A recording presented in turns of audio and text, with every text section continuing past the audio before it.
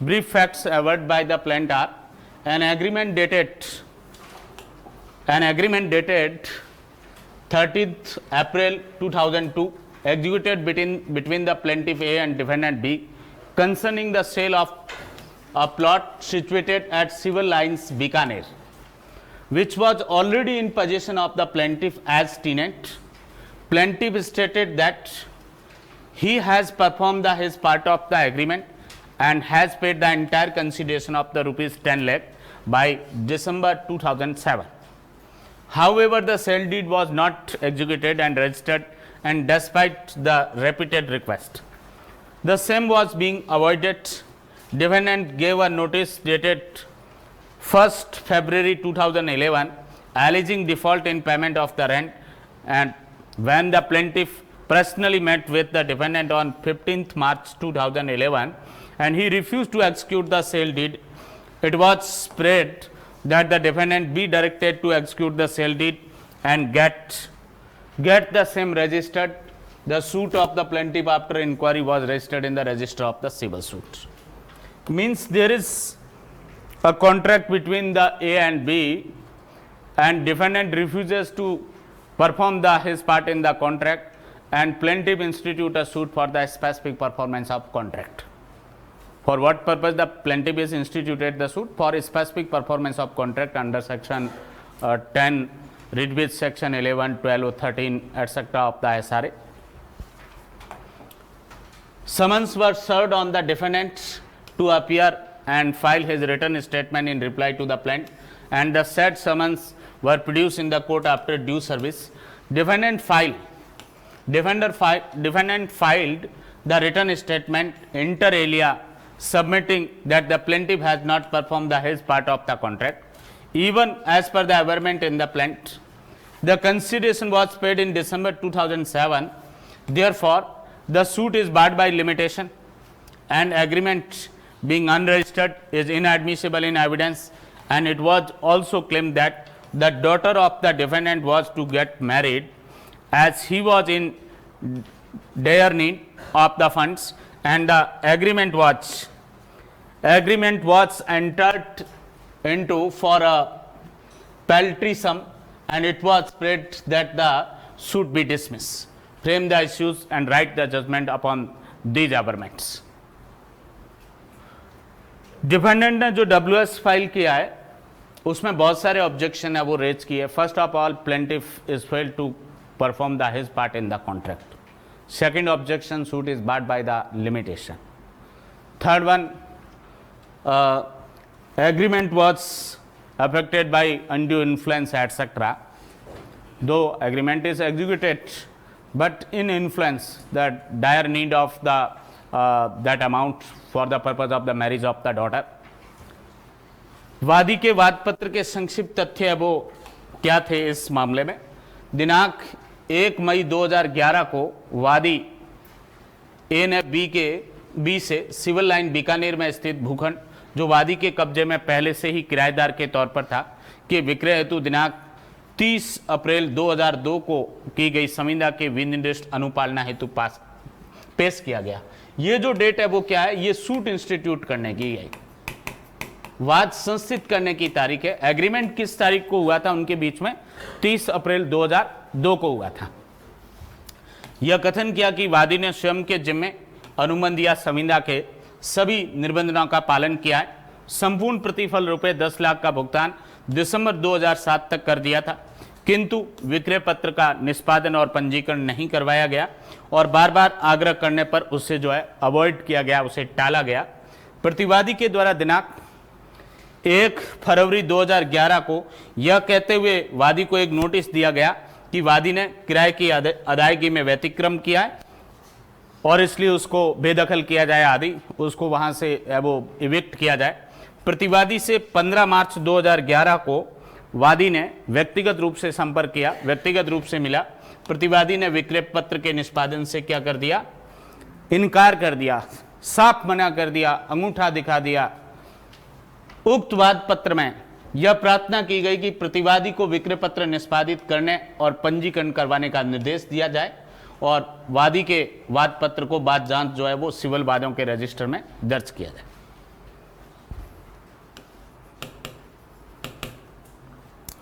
तो वादी संविदा की विनिर्दिष्ट अनुपालना का वाद लेके आया है कि हमारे बीच में एक एग्रीमेंट था सेल डीड एग्जीक्यूट है वो होने का एक प्लॉट का। मैंने पूरा प्रतिफल की राशि प्रतिवादी को संदाय है वो कर दी है। कई बार रिक्वेस्ट की कि आप चलिए और सेल डीड मेरे फेवर में एग्जीक्यूट करिए। ऐसा करने के बावजूद भी उसने है वो अवॉइड है वो किया। और चूंकि पहले से वादी उसी है वो प्लॉट के अंदर किराएदार की हैसियत में रह रहा था, तो एक जो डेट दे रखी है इसके अंदर फरवरी 2011, इस तारीख को प्रतिवादी ने एक है वो नोटिस है वो दिया कि आपने किराए का संदाय वो नहीं किया है, इसलिए इतने समय के भीतर आप किराए का संदाय करें, अन्यथा आपके विरुद्ध विधिक कार्रवाई की जाएगी बेदखल है वो करने की।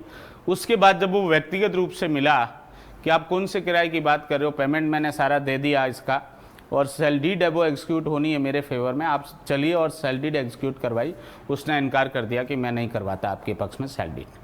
तो वादी को विवश होकर उस संविदा की विनिर्दिष्ट अनुपालना के लिए वाद है वो संस्थित करना पड़ा और ये प्रेयर की गई कि प्रतिवादी को डायरेक्शन दिया जाए कि वादी के पक्ष में विक्रय विलेख निष्पादित करे और उसका रजिस्ट्रेशन भी करवाए। प्रतिवादी बी जो है, बी को दावे का उत्तर देने, उपसंजात होने, अपना प्रतिरक्षा का लिखित कथन पेश करने हेतु कोर्ट ने समन जारी किया और सम्यक तामील के बाद न्यायालय में वो समन वापस पेश किए गए। प्रतिवादी ने बचाव का अपना लिखित कथन पेश किया और उस लिखित कथन में यह कथन किया कि वादी ए ने स्वयं के जिम्मा संविदा के निबंधनों का पालन नहीं किया। ये पहला ऑब्जेक्शन है उसका कि जो वादी के पार्ट पर है वो जिन शर्तों की पालना की जानी थी संविदा की, जिन निबंधनों का पालन होना था वो नहीं किया इसने। इसलिए सेक्शन 16 ऑफ एसआरए से पर्सनल बार जो व्यक्तिगत वर्जना जो है वो दे रखी है, उसके बेसिस पे वादी का वाद है वो खारिज किया जाए।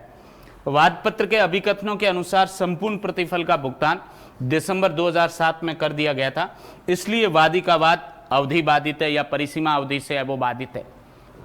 जब प्रतिफल का संदाय है वो दिसंबर 2007 में कर दिया गया तो दिसंबर 2007 से दिसंबर 2010 3 साल का ही लिमिटेशन पीरियड था as per the entry number 54 of the schedule of limitation act. तो इसलिए ये सूट जो है वो 2011 में इंस्टीट्यूट किया गया, ये परिसीमा अवधि से वो वर्जित है। देन संविदा अपंजीकृत होने से साक्ष्य में अग्राह्य, जिस कॉन्ट्रैक्ट के बेसिस पे ये सूट है वो लाया जा रहा है ये अनरजिस्टर्ड है, इसलिए सेक्शन 49 ऑफ रजिस्ट्रेशन एक्ट से इनएडमिसिबल इन एविडेंस है। रजिस्ट्रेशन अधिनियम की धारा 49 के अनुसार जो है यदि जिसका रजिस्ट्रेशन कंपलसरी है और रजिस्ट्रेशन नहीं करवाया गया है तो ऐसे अपंजीकृत या जो अरजिस्ट्रीकृत दस्तावेज है वो साक्ष्य में ग्राह्य है वो नहीं, ऐसा एक्सप्रेस प्रोविजन है वो दे रखा है।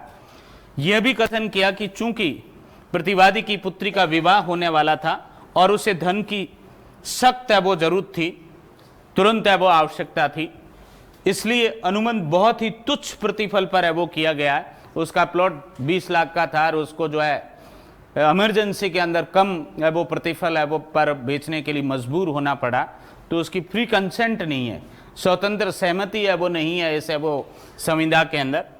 वादी का दावा जो है अस्वीकार कर और अल्टीमेटली खारिज किए जाने का निवेदन है वो प्रतिवादी ने किया। इन अभिकथनों के आधार पर जो है आपको विवादित विरचित करने हैं और उसके बाद उस पर निर्णय भी है वो लिखना।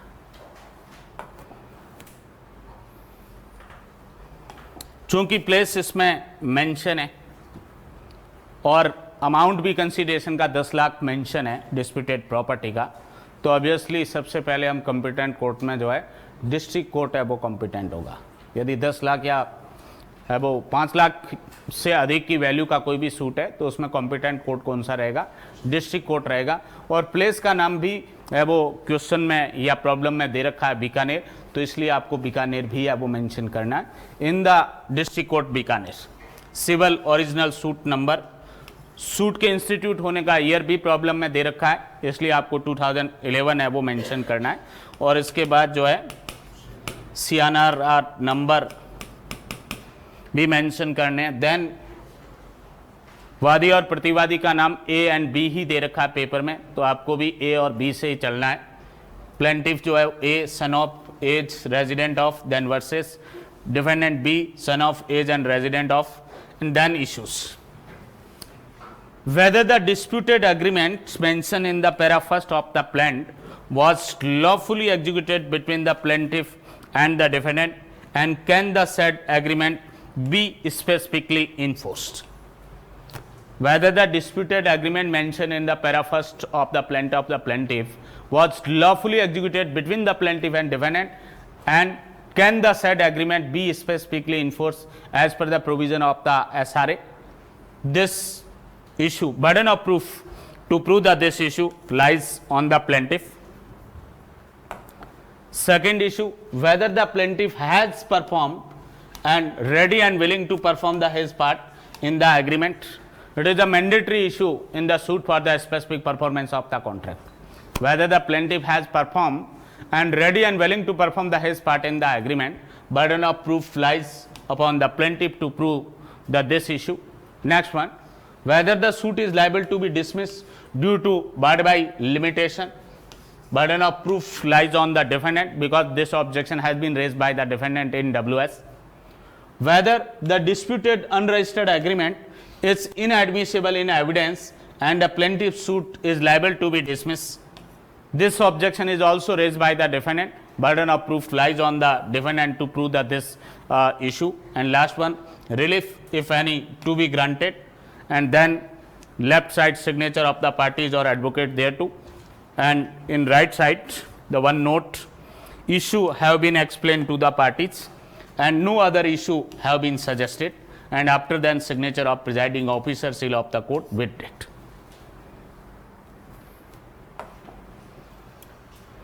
हिंदी में देखेंगे आप, चूंकि हमने वाद पत्र के अंदर ही ये पढ़ लिया कि 10 लाख प्रतिफल का संदाय किया गया उस विवादग्रस्त संपत्ति का और उसकी संविदा की विनिर्देश अनुपालना का वाद संस्थित है वो किया जाना है, तो ऐसी कंडीशन में आर्थिक क्षेत्राधिकार जो है ये जिला न्यायालय का बनता है।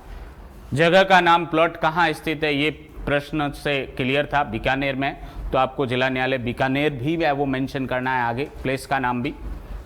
मूल सिविल वाद संख्या /2011, पेपर में ये भी है वो क्लियर है वो मेंशन था क्वेश्चन के अंदर कि सूट कब इंस्टीट्यूट किया गया, वर्ष 2011 में वो इंस्टीट्यूट किया गया या संस्थित है वो किया गया, तो ये भी मेंशन करना है।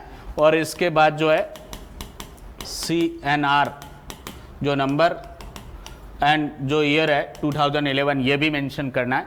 देन वादी और प्रतिवादी के नाम प्रॉब्लम में या प्रश्न में ही दे रखे हैं, तो आपको यहाँ प्रतीकात्मक नाम नहीं देना है, वही लिखना है जो पेपर में दे रखा था। और वहाँ क्या दे रखा था, ए और बी दे रखा था, ए वादी के लिए और बी प्रतिवादी के लिए। तो यहाँ पे भी आपको वादी का नाम ए पुत्रश्री आयु और निवासी देन बनाम, फिर ये प्रतिवादी का नाम और पुत्रश्री आयु निवासी एंड देन विवादक सेंटर में लिखा जाएगा, अंडरलाइन होगा। क्या क्या इश्यूज बनते हैं, ये शुरू के दोनों इश्यूज जो है वो मैंडेटरी इशू है स्पेसिफिक परफॉर्मेंस ऑफ कॉन्ट्रैक्ट के सूट में। वैलिड कॉन्ट्रैक्ट है और उसका स्पेसिफिक परफॉर्मेंस हो सकता है, पहला इशू ये बनेगा। दूसरा, क्या वादी ने जो है संविदा के अब उसका जो भाग था जिसकी पालना उसके पार्ट पे होनी थी उसका पालन किया है और वो पालन करने के लिए तैयार और रजामंद रहा है। ये दोनों जो है वो मैंडेटरी इशू है वो बनते हैं संविदा के विनिर्देश अनुपालना के बाद में, और दोनों को साबित करने का भार किस पर होता है, वादी पर रहता है। क्या वाद पत्र के पैरा नंबर 1 में वर्णित विवादित इकरारनामा या संविदा वादी और प्रतिवादी के बीच वैध रूप से निष्पादित है वो की गई थी और वादी उक्त विवादित संविदा का विनिर्देश अनुपालना करवाने के लिए हकदार है, ऐसा एक प्रश्न के रूप में है वो विवादक बनेगा और इसको साबित करने का भार किस पर होगा, वादी पर होगा। ये भी लिखना है आपको, केवल प्रश्न चिन्ह तक आपका काम पूरा नहीं हुआ, यह भी लिखना है कि इस इश्यू को साबित करने का भार किस पर है, डैश करके और आप लिखेंगे तो उसका मतलब ये बर्डन जो है वो इस पार्टी पर है वो लाई करता है। सेकंड इशू, क्या वादी उक्त विवादित इकरारनामा या संविदा के उसके भाग के पालन के लिए तैयार और रजामंद है वो था, और इस विवादक को भी साबित करने का भार जो है वो वादी पर है वो रहेगा। थर्ड, क्या वादी का वाद परिसीमा विधि से वर्जित होने के कारण खारिज होने योग्य है, ये आपत्ति प्रतिवादी है वो लेके आया लिखित कथन में, इसलिए इस परिसीमा का जो विवादक है इसको साबित करने का भार किस पर होगा, प्रतिवादी पर होगा। नेक्स्ट, क्या उक्त विवादित संविदा अपंजीकृत होने से साक्ष्य में अग्राह्य है और इसलिए वादी का वाद जो है वो खारिज होने योग्य है, इस विवाद को भी है वो साबित करने का भार किस पर होगा? प्रतिवादी पर होगा, क्योंकि ये आपत्ति कौन लेके आया? प्रतिवादी लेके आया कि जिस कॉन्ट्रैक्ट का ये स्पेसिफिक परफॉर्मेंस के लिए प्रेयर कर रहा है, ये समिंदा जो है ये अपंजीकृत है, अनरजिस्टर्ड है, और अनरजिस्टर्ड जो है वो समिंदा है वो साक्ष्य में अग्राह्य है, उसको एविडेंस के रूप में रीड नहीं किया जा सकता, एविडेंस के रूप में यूज नहीं लिया जा सकता, ऐसा सेक्शन 49 ऑफ रजिस्ट्रेशन एक्ट में एक्सप्रेस प्रोविजन है। तो इसको भी है वो साबित करने का भार किस पर रहेगा? प्रतिवादी पर रहेगा। और लास्ट जो 5th है, अनुतोष जो कोई है वो प्रदत्त किया जाए, उसके बाद पक्षकारों के हस्ताक्षर या अधिवक्ताओं के हस्ताक्षर है वो होंगे, और देन ये एक नोट है वो लगेगा विवाद, क्योंकि पक्षकारों पर व्याख्या की गई और पक्षकारों द्वारा कोई अतिरिक्त विवाद नहीं सुझाया गया।